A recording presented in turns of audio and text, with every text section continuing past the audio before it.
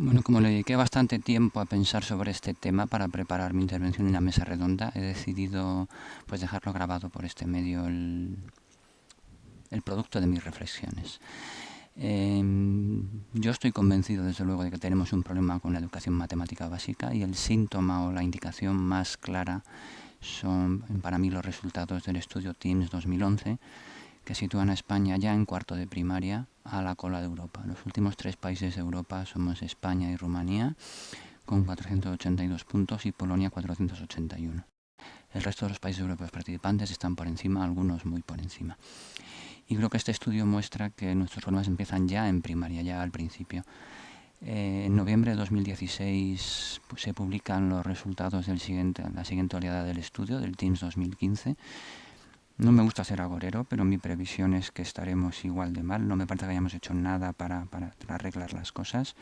Y la novedad este año quizá es que España también participó en el Advanced TIMSS, que es el estudio para nivel preuniversitario. Veremos qué ocurre. El estudio de TIMSS de primaria creo que lo conozco con cierto detalle. Es un estudio que me parece que está las preguntas bien planteadas, que evalúan la comprensión matemática básica, y estamos lo mal que dice el estudio que estamos.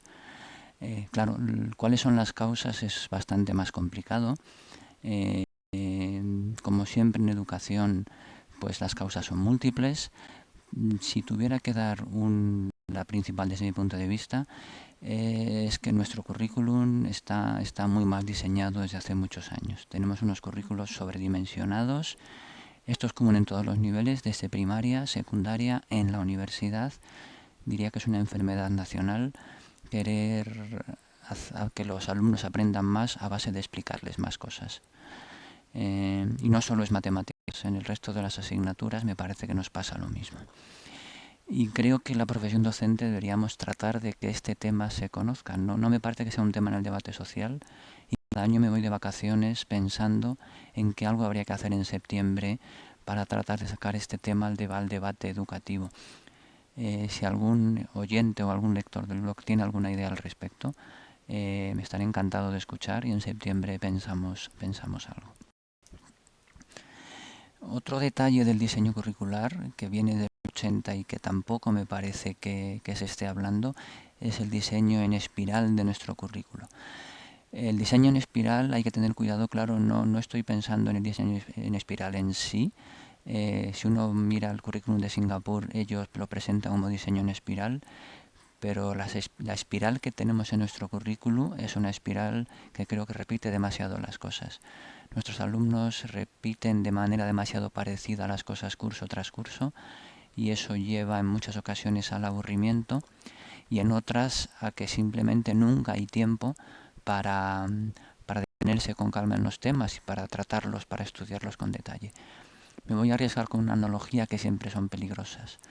Yo creo que los estudiantes son un poco como un grupo de turistas asiáticos que vienen a visitar Europa en una semana. Están una noche en cada ciudad, un día en cada ciudad, ven muchas cosas, pero nunca están en una ciudad o en un tema el tiempo suficiente para llegar a entenderlo. Y creo que este tema no se está tampoco tratando ni se está pensando lo suficiente en ello. Bueno, el objetivo de la mesa redonda era realmente debatir sobre cuáles deberían ser las matemáticas, qué matemáticas se deberían estudiar en la enseñanza obligatoria de este siglo. Yo me he centrado en algo mucho más concreto, pero que creo que es ahora mismo donde estamos atascados.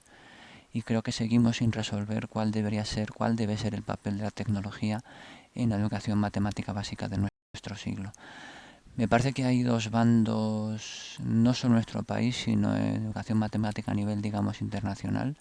Uno que se podría resumir su postura como dejemos que las máquinas hagan las cuentas, y otro, sin embargo, que defiende que hay que aprender las técnicas básicas y que la comprensión pues quizá llegará después, bando, digamos, más tradicional. Y creo que resolver este debate o llegar a una síntesis de estas dos posturas es una condición necesaria, quizá no suficiente, para salir del impasse en el que estamos, para mejorar la situación. Lo que a mí más me ha gustado respecto de este tema es algo que no es nada nuevo. Richard Skem es del año 1965, el artículo en el que habla del procedural understanding, su postura o su tesis básica es que la comprensión de los conceptos y el aprendizaje de los procedimientos, es decir, los algoritmos, deben ir en paralelo. No tiene sentido decir una cosa o la otra. Si queremos que los alumnos aprendan de verdad matemáticas, debemos trabajar las dos cosas en paralelo. Y para tratar de clarificar eso, me quiero centrar aquí en el ejemplo básico del sentido numérico en primaria y la aritmética en primaria. Claro, si queremos pensar en cómo entender los números, cómo desarrollar el sentido numérico y cómo aprender los algoritmos, los procedimientos, qué algoritmos se usan, es un tema crucial. Una propuesta interesante me parece los algoritmos transparentes de Cecilia Calvo y David Barba. Ellos hablan de algoritmos transparentes como aquellos algoritmos en los que dejan ver las ideas que hay detrás. A mí me gustaría dar un paso más y hablar de algoritmos significativos. Yo digo que un algoritmo es significativo, digamos, con analogía al aprendizaje significativo, cuando no solo deja ver las ideas que hay detrás, sino que ayuda a la comprensión. Un algoritmo es significativo cuando ayuda a entender los conceptos involucrados. Un ejemplo que deja claro, evidentemente, que cuando hablamos de algoritmos significativos, no se trata solo del algoritmo, sino de cómo se presenta. La suma de dos números enteros puede enseñarse de la manera, digamos, tradicional. 6 y 5 son 11, me llevo una, 4 y 4, 8 y 1, 9, etcétera, etcétera. Y eso evidentemente no es nada significativo. Y sin embargo se puede plantear de esta otra forma, que se ve a la derecha, donde se ven los reagrupamientos, y sí se podría pensar que es significativo. Uno podría pensar que si queremos algoritmos significativos, podría haber algoritmos mejores que los tradicionales. ¿Por qué? Pues porque los algoritmos tradicionales se desarrollaron para hacer aritmética de forma eficiente con números grandes. Es verdad que fueron uno de los grandes logros de las matemáticas medievales, pero tenían un objetivo muy claro, que era este, y que me parece que todos estamos de acuerdo en que este objetivo ya no existe. Ya no tiene sentido. Nadie hace aritmética con números grandes con lápiz y papel. Y si queremos algoritmos que ayudan al aprendizaje de la aritmética y al desarrollo del sentido numérico, puede, y digo solo puede, que haya alternativas mejores. Algunos ejemplos que podrían, insisto en podrían, y creo que es uno de los temas que deberían ser centrales en la didáctica de las matemáticas, estudiar si hay algoritmos mejores que los tradicionales. Un ejemplo podrían ser los algoritmos tipo ABN, de los que escribiré en el blog el curso próximo, el curso 16-17. Y otro ejemplo podría ser este de la derecha, que vi en un vídeo americano y que me gustó, ¿no? 700 más 500 son 1200, 40 más 90 son 130, y 8 y 7 son 15, y luego se suma, y evidentemente para números grandes puede no ser un algoritmo eficiente, pero un alumno que suma de esta manera está haciendo unos ejercicios de descomposición que son esenciales, que son muy adecuados para entender la notación posicional. Por supuesto, en la resta la problemática es análoga. En la multiplicación tenemos antes del algoritmo algo básico de lo que he escrito alguna vez y que me parece esencial para este tema, que es qué sentido le damos a la multiplicación. Si el 5 aspa 3 lo interpretamos como 5 por 3 o como 5 veces 3. Evidentemente las dos expresiones son 15, pero las dos expresiones significan cosas distintas. Una vez hayamos resuelto eso, tenemos la segunda parte, por supuesto, que es el algoritmo. El algoritmo tradicional me parece claramente que no es significativo.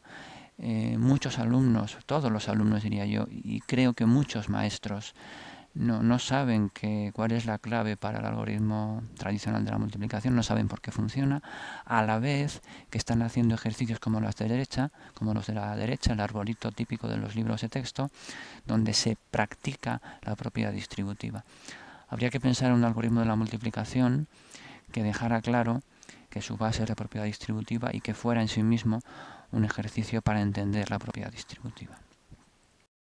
En la división, por supuesto, que es el algoritmo más complicado, la cosa se complica, y aquí sí querría hacer subrayar que somos, me parece, el único país que se empeña en escribir las divisiones como está a la derecha, sin escribir las restas.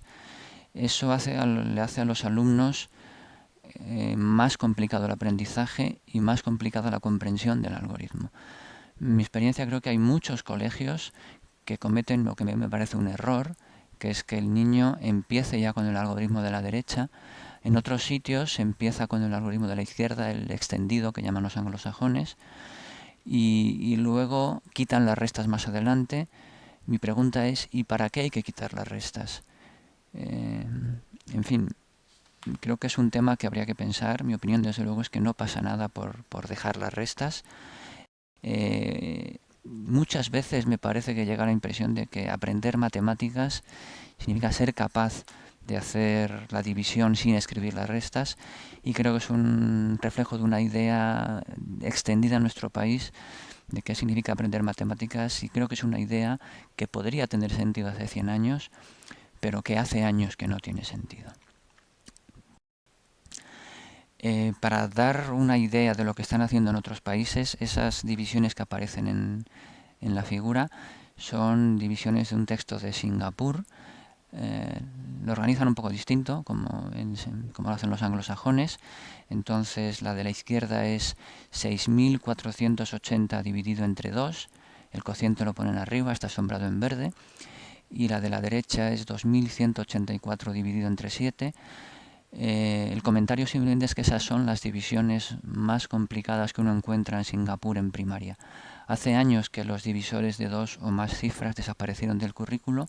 Entonces hacen divisiones con divisor de un solo dígito y además escribiendo las restas. Creo que todos nos podemos dar cuenta de que aprender este algoritmo de la división no solo es más rápido, sino que también es más significativo. Se entiende, el alumno puede entender mejor qué está haciendo. Y entre paréntesis, es posible que haya algoritmos mejores para dividir entendiendo lo que se está haciendo. No entraré en ese tema, me parece, a lo largo del curso, porque estoy empezando a pensar en los ABN o quizá alternativas mejores para dividir. Y por supuesto el debate más general sería, ¿y hace falta dividir para entender los números? Bueno, ¿qué tipo de divisiones hace falta hacer para adquirir sentido numérico, para entender la idea de división? Esa es una pregunta más general que tiene sentido en sí misma, desde luego. No podía hablar de este tema sin mencionar el tema de la raíz cuadrada. Este ejemplo, aunque parezca increíble, está sacado de un libro de texto de la LOMCE, un libro de texto nuevo. Seguimos introduciendo esto y en muchas aulas, creo que por simple inercia, se le sigue dedicando horas a este tema. Se pierde tiempo con esto y me parece grave, pero me parece aún más grave qué idea de las matemáticas se le transmite a nuestros alumnos cuando se hace esto en las aulas. El algoritmo tradicional, muchos profesores creen con toda la buena intención que está en el currículo. Aquí claramente quiero decir, creo que no está en el currículo. Esto es lo que dice antes la LOE, ahora la LOMCE, de la raíz cuadrada. No creo que de aquí se pueda deducir que el algoritmo tradicional de extraer raíces cuadradas con lápiz y papel esté en el currículo. Creo que hay alternativas mejores para entender la raíz cuadrada. Un ejemplo que introdujo Juan Emilio García en la mesa redonda de la calculadora, que me parece muy adecuado, es: tomemos una calculadora donde solo se pueden hacer sumas, restas, multiplicaciones y divisiones, y pidamos a los alumnos que aproximen la raíz cuadrada de 148 con 2 decimales. Creo que es un ejemplo de entender los decimales y entender la raíz cuadrada mucho más adecuado que extraer esos 2 decimales con el algoritmo tradicional del lápiz y papel. Y creo que estamos solos en el mundo. He preguntado en este blog ya en alguna ocasión y solo recibí algún mensaje de México diciendo que allí lo hacían. Nos estamos quedando solos en el mundo con este tema. Otro tema que creo que nos está distrayendo es el debate sobre la competencia matemática. Creo que nos hemos enredado demasiado en la discusión sobre las competencias, sobre si se redactan en infinitivo o no, en las guías docentes en particular que nos piden hacer en la universidad, y que estamos descuidando cómo se consigue. Desde mi punto de vista, si se hiciera énfasis en la comprensión conceptual, y en la resolución de auténticos problemas. Haciendo énfasis en eso, la competencia matemática llega casi completamente de manera automática a partir de ahí, o en todo caso esa es mi opinión. He hablado de primaria, algunos ejemplos de secundaria que creo, lo voy a decir ya, que no son algoritmos significativos. La fórmula para resolver la ecuación de segundo grado. No creo que aprender a aplicar esa fórmula sea más útil para la competencia matemática que darle a una tecla. La regla de 3 no es un algoritmo significativo, no ayuda a entender la proporcionalidad. Y el algoritmo de Ruffini. El algoritmo de Ruffini tampoco enseña nada de lo que estamos haciendo. Y ya hace años, hace 10 años, cuando yo daba clase a los ingenieros de telecomunicaciones y aparecía la factorización de polinomios, pues algunos alumnos no recordaban para nada el tema. Y solo cuando empezábamos a hacer, pues decían, la rayita Ruffini. En fin, no recordaban porque no habían entendido. El algoritmo de Ruffini no ayuda a entender. Y otra vez mi postura es la misma. Si no ayuda a entender, ¿por qué es más formativo que darle una tecla? Los algoritmos deberían ser formativos y si no son formativos, si no enseñan nada, ¿por qué no hacer lo mismo dándole una tecla? Un minuto para volver al tema más general de la mesa redonda, que creo que aquí estamos mucha gente de acuerdo, es ¿qué áreas deberían ganar peso en el currículo matemático del siglo XXI? Pues la geometría. En España la geometría lleva años muy descuidada y en la geometría incluyo la geometría clásica, la geometría de los griegos, digamos, que me sigue pareciendo la mejor herramienta para aprender a pensar, o una de las mejores herramientas, y que está muy descuidada, en particular por el énfasis que a veces me parece demasiado en la matemática realista. Claro, si queremos aplicaciones de las matemáticas, pensar en los ángulos de los polígonos no es del todo natural, pero creo que hacer problemas de ángulos de polígonos es muy formativo. Por supuesto, la estadística creo que se justifica por sí solo y es otra área muy olvidada en el currículo y más que en el currículo, muy postergada en la práctica porque está siempre al final y siempre se hace deprisa y corriendo. Y la matemática discreta, por supuesto. La matemática discreta ha ganado mucho peso en la investigación matemática del siglo XX, segunda mitad del siglo XX, el siglo XXI, por razones muy evidentes en sus aplicaciones prácticas y creo que debería estar más presente en el currículo. Y el currículo es amplio, por supuesto que habría que quitar cosas, habría que eliminar actividades de bajo valor cognitivo y habría que limitar la complejidad de las técnicas. Para dar un ejemplo de esto, el ejemplo de la izquierda es de uno de nuestros libros de texto de segundo de la ESO. El ejemplo de la derecha es un libro de tercero de secundaria, de tercero no de segundo, de Singapur. Creo que si se compara la complejidad técnica de los cálculos que aparecen, en fin, la comparación es odiosa, me parece. Y es todavía un poco más odiosa si se añade el detalle de que el libro de Singapur es de la vía académica. En Singapur hacen un examen al final de primaria en el que separan a los alumnos. No estoy defendiendo eso, no me parece bien separar al final de primaria. El caso es que lo hacen y aproximadamente la sexta parte de los alumnos van a la vía, digamos, tecnológica o aquí diríamos de formación profesional. Pues bien, esos 5/6 de los alumnos restantes que van por la vía académica en tercero de secundaria se enfrentan a unas técnicas, y ojo que digo técnicas, a lo mejor los problemas son conceptualmente más complicados, pero la dificultad técnica que afrontan en tercero de secundaria es menor que a la que se enfrentan aquí muchos de nuestros alumnos en el segundo curso de una etapa que queremos que sea comprensiva. Creo que también deberíamos pensar sobre este tema. Yo cuando vi este ejemplo me dio bastante que pensar. Y bueno, muchas gracias por escuchar y seguimos en el blog.